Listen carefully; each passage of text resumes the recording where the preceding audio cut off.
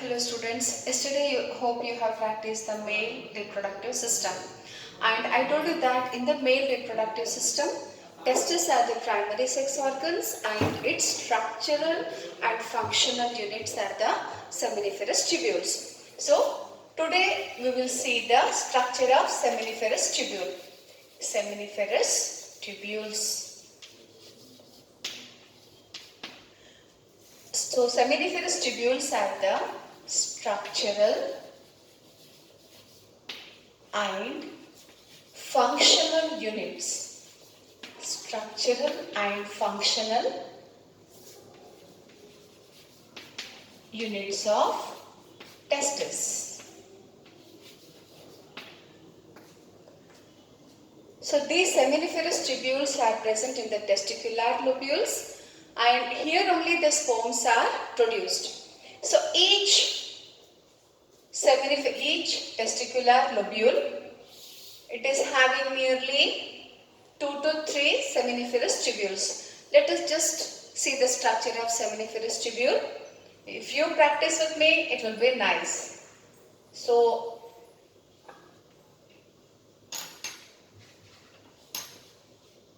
you know that testis is covered by a fibrous layer which is called tunica albuginea.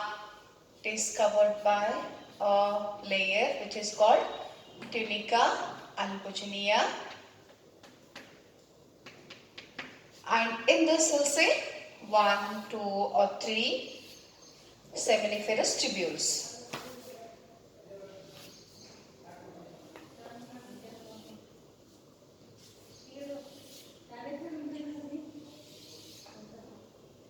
In sectional wave, the seminiferous tubules are seen and oval or round in shape, and they are covered by germinal epithelium. Seminiferous tubules are lined by germinal epithelium, and these germinal epithelium are of two types, that is reproductive and non-reproductive cells. So these reproductive cells are called germinal cells or spermatogonial cells because they will undergo differentiation to produce the sperms. So the cells which I am drawing triangular or you can say pyramid shape, they are the Sertoli cells.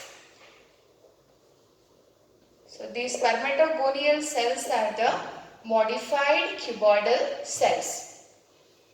They are the modified cuboidal cells which will undergo mitosis and meiosis to form the sperm, and the process is called spermatogenesis, which we will deal after this. So this is for 3 marks. You have to practice these diagrams,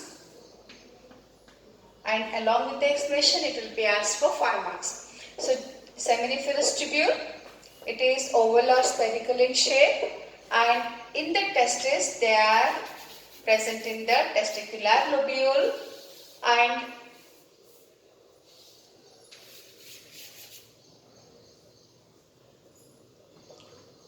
so germinal epithelial cells will undergo a process of spermatogenesis, I told, and during the process of spermatogenesis you will see the different stages like primary spermatocyte, secondary spermatocyte, spermatid and sperms or spermatozoa. So these are the different stages of development during spermatogenesis. At least you have to draw here 3 cells. So one seminiferous tubule you have to complete, and these Sertoli cells, they nourishes the growing sperms of different stages. That is why they are also called as nurse cells. So they provide nourishment and support to the growing sperms. So they are called as nursing cells. So this much I will draw, rest you have to complete by yourself. So in between the seminiferous tubule, you will see the connective tissue, and that connective tissue is called as interstitial tissue. So here you will see the connective tissue, and this connective tissue is called interstitial tissue. Connective tissue. Connective tissue, which is also called as interstitial tissue. And in this interstitial tissue, you will see the nerve supply, that is nerve cells and the blood vessels you will see, and here and there you will see the bulk of cells, a mass of cells, which are called as interstitial cells. They are endocrine in function. Interstitial cells, or they are also called as leading cells, because they will secrete the male sex hormones. They are called interstitial cells, or they are also called as leading cells. So these are endocrine in function, and they will secrete male sex hormones called androgens. Let me label the diagram. It is a structure of seminiferous tubule. Structure of seminiferous tubule, which will be asked for 3 marks. So it is the tunica albuginea, tunica albuginea, and it is the seminiferous tubule. Seminiferous tubule, and these are spermatogonial cells. Spermatogonial cells, which are diploid, and these bigger cells are called as Sertoli cells. Sertoli cells, and these are the spermatozoa. So let me draw only one here. So it is the Sertoli cells. The cuboidal cells are the spermatogonial cells. And these spermatogonial cells will undergo a process of spermatogenesis, forming different stages of sperm, that is primary spermatocyte, secondary spermatocyte, spermatid, and the sperm. And in the center, you will see the lumen.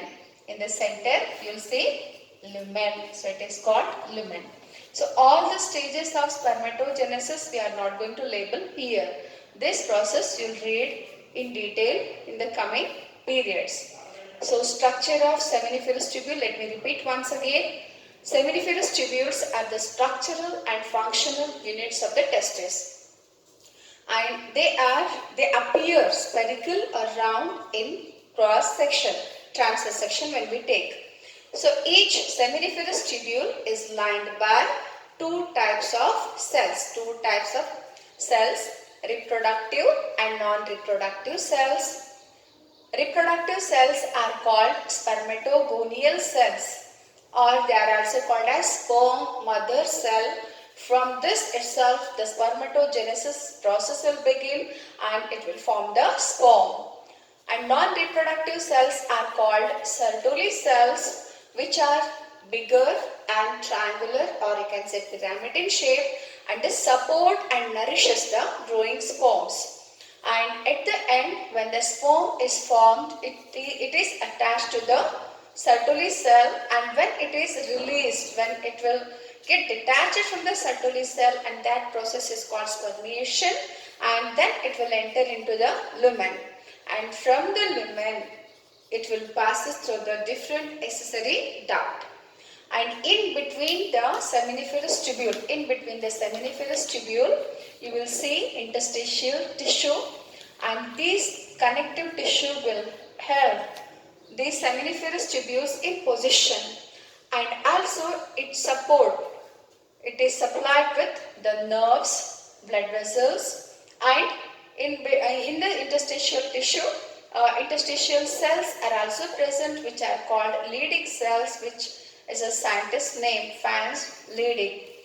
So these cells are endocrine in function, and it will secrete a male sex hormone, which are called androgens, especially testosterone, which is responsible for the male characters. Along with the explanation, it will be asked for 5 marks in the annual exam. Now just copy the diagram.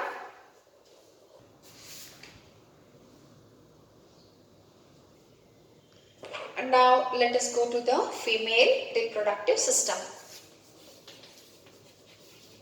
Female reproductive system. Female reproductive system is present in the female, and it is more complex than the male reproductive system, because in the male reproductive system only gametes are produced, and of course it will help in the secretion of the male sex hormones also. But in the female reproductive system, it produces the gametes. It produces the gametes. It produces gametes, that is ova. It produces ova, plus it produces sex hormones, produces female sex hormones, and apart from that it support or help in fertilization and development of the fetus, development of embryo, and help for the parturition, development and care of the baby.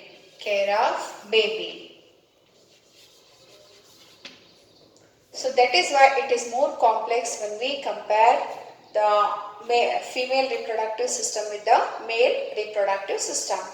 So the female reproductive system is also having we can study in the form of two important parts, like it is having, or it consists of primary sex organs.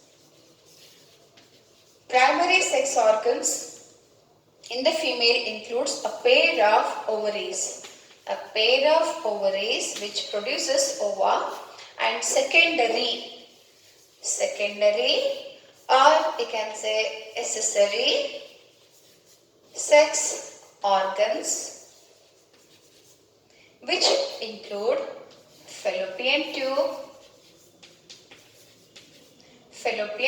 which help in the transportation of the ova, uterus which help in the development of the embryo, cervix, vagina, and mammary glands.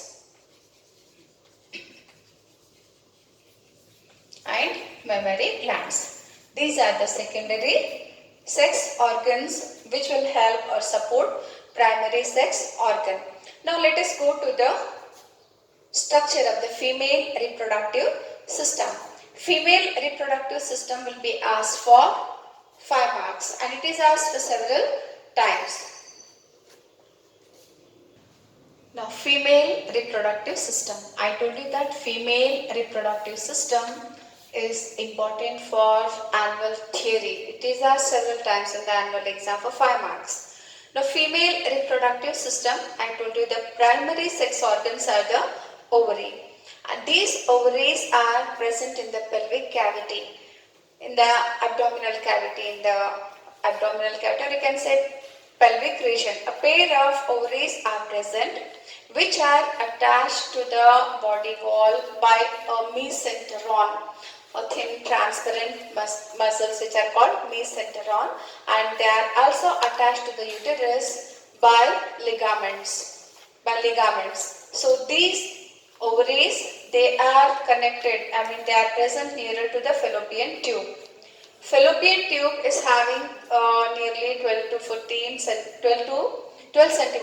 12 centimeters in length, and the fallopian tube near the ovary, it has got a modified finger-like structures which are called fimbriae.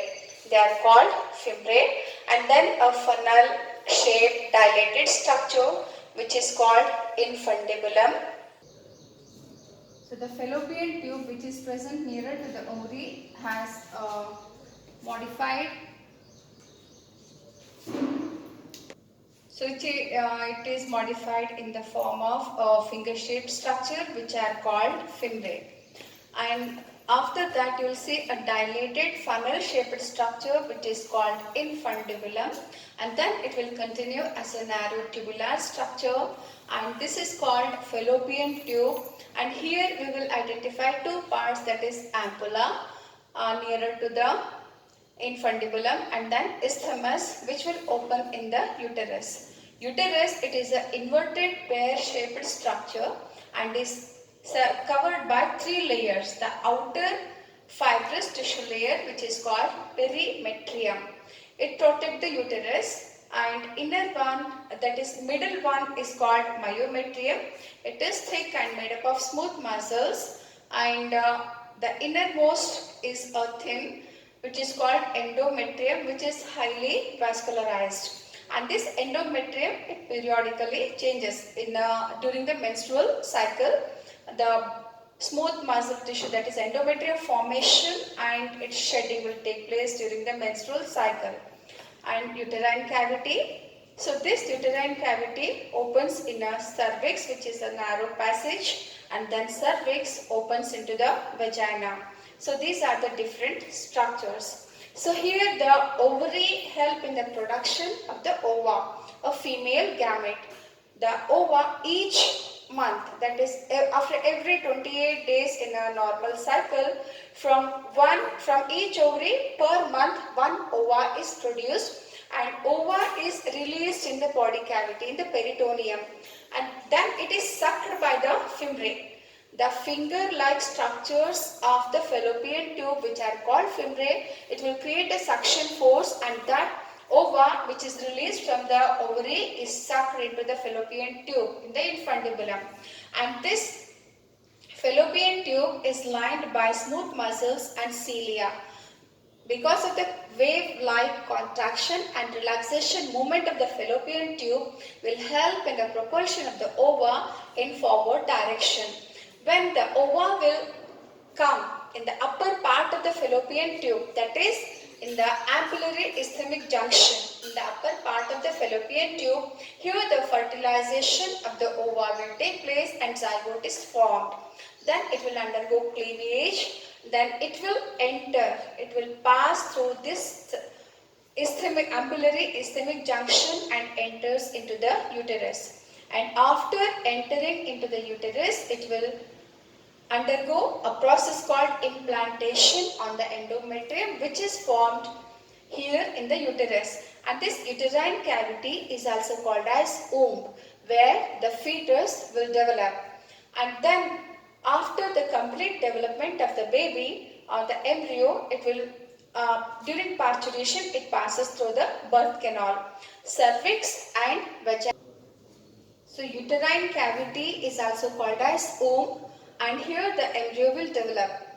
Its length is 8 cm and width is 5 cm, and during the pregnancy the muscles will get stretched to accommodate the baby.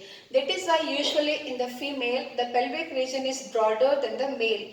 The skeleton of the male and females are mainly identified due to this reason. That is the pelvic region, pelvic girdle. Now after the uterine cavity, you will see cervix, a narrow canal, and the vagina. Cervix and vagina together are called as birth canal. It is called as birth canal, which will help in the passage of the baby, during passage of the baby, fully grown embryo you can say, during the parturition. So that is about the vagina and the cervix. So this vagina is a region for the copulation and a deposition for the sperm during the copulation or insemination you can say. So this is about the female reproductive system. You have to practice the drawing. Now let us see the structure of the ovary, that is internal structure of the ovary, or you can say sectional view of ovary. It is also important for 3 marks, but till now it is not asked in the exam. I told you that in the human beings, pair of ovaries are present on either side of the uterus in the pelvic cavity. So it is covered by a tough connective tissue capsule which is called tunica albuginea. The upper layer it is called tunica albuginea, and it is lined on the inner side by germinal epithelium. And inside the ovary you will see a connective tissue which is highly cellular, and that is called stroma. The inner tissue is called stroma, which is divided into two regions. The outer region is called ovarian mid-cortex. The outer region is called ovarian cortex, and in the cortical region you will see different stages of ovarian follicles, and inside you will see the medulla. Inner region is called medulla. So let me write here, inner region is called medulla.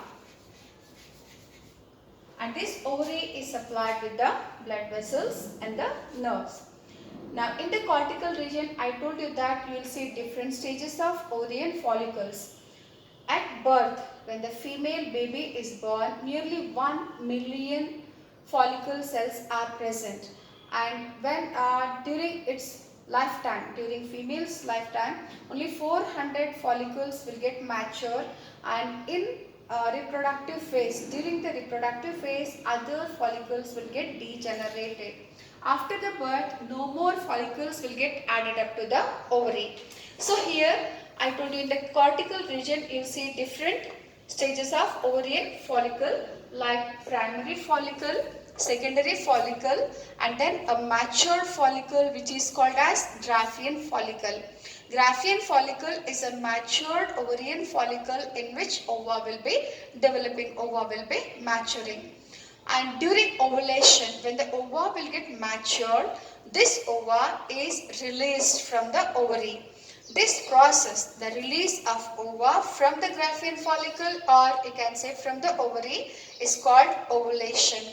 When the ova is released from the Graffian follicle, the left out follicular cells, will get transferred into a temporary endocrine gland which is called corpus luteum. It is a temporary endocrine gland which is formed in the ovary, and it will secrete progesterone. If the ova will get fertilized by the sperm, this corpus luteum is going to sustain throughout the gestation period or pregnancy period, which will secrete progesterone. This progesterone is necessary for the maintenance of the pregnancy. Suppose if pregnancy will not take place, then this corpus luteum will undergo degeneration. The degenerating corpus luteum is called corpus albicans. That is the degeneration of these endocrine glands is simply called as atresia of the glandular cells, and fully degenerating one is called corpus atresia. So it will be, the endocrine gland will be getting shrink totally, and again the development of another follicle will begin, and this will take place on nearly 28 days during menstrual cycle. Now this is the structure of ovary, or you can say sectional view of ovary. Let me just repeat in few words. So ovary, it is the primary sex organ in the female, and pair of ovaries are present in the pelvic region of the female on either side of the uterus. And this is covered by a tough connective tissue layer which is called tunica albuginea, and on inner side you will see germinal epithelium. And inside the ovary it is filled with the cellular loose connective tissue, and that is called stroma, and stroma is divided into two regions. The peripheral region is called ovarian cortex, and the inner region is called ovarian medulla. And in the cortical region you will see the different stages of ovarian follicles, like primary follicle, secondary follicle, Graafian follicle. And Graafian follicle is a mature ovarian follicle in which ova will be maturing. After maturation, ova is released from the Graafian follicle, and this process is called ovulation. And after ovulation, the left out cells of the Graafian follicle will get converted into a temporary endocrine gland which is called as corpus luteum, and it will secrete a progesterone which is called pregnancy maintaining hormone. If fertilization takes place, then this carpus luteum is going to survive throughout the pregnancy period. Otherwise, it will undergo degeneration. The degenerating carpus luteum are called as carpus albicans and carpus atracia. So this is about the ovary. Now let us see the structure of Graffian follicle. So copy down this one. Now let us know the structure of Graffian follicle. I told you that Graffian follicle, it is a matured ovarian follicle. It is a matured ovarian follicle in which ova will be developing. And the structure of Graffian follicle, when you see, it is like this. Usually the structure in detail is not given in NCERT, but for knowledge sake we have to know in detail. So the Graffian follicle is covered by two layers, a theca externa.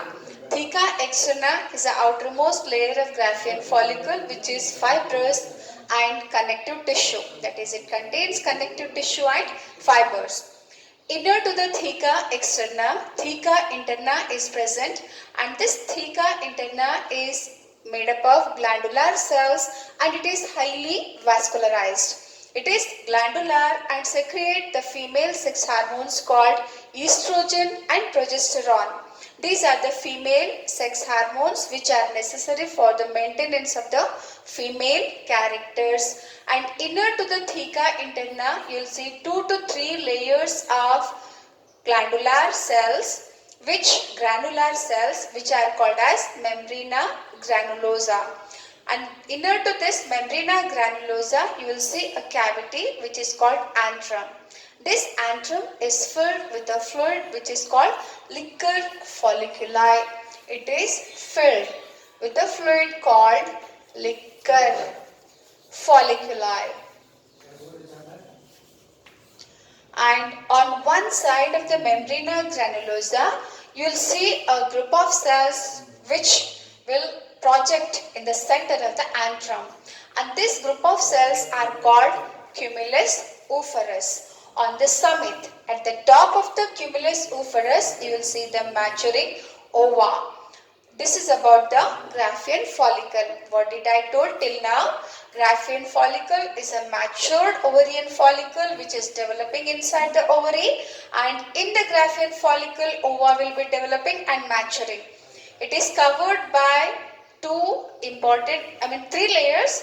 The outer layer is called theca externa, which contain fibrous connective tissue, and inner to the theca externa, theca interna, which is highly vascularized and contain glandular cells, and these will secrete female sex hormones which are called estrogen and progesterone, and they are necessary for, they maintain the femaleness, female characters. Inner to theca interna membrana granulosa, which is made up of 2 to 3 cell layers, granular cell layers, and this membrana granulosa encloses a cavity which is called antrum, and this antrum is filled with a fluid called liquor folliculi, and on one side of the membrana granulosa, you will see a group of cells which will project into the antrum, and they are called cumulus oophrus, and on the summit of this cumulus oophrus, you will see the ova, a maturing ova. So when this Graffian follicle will get matured under the LH surge, at that time when the LH will be very high in the mid of the menstrual cycle, nearly 14th day we will say in a normal cycle, during that time this Graffian follicle will rupture and this ova is released from the Graffian follicle and is sucked by the fimbriae. And then the remaining all these cells of the Graffian follicle will get converted into a temporary endocrine gland called carpus luteum, which already we have discussed. Just go through this one.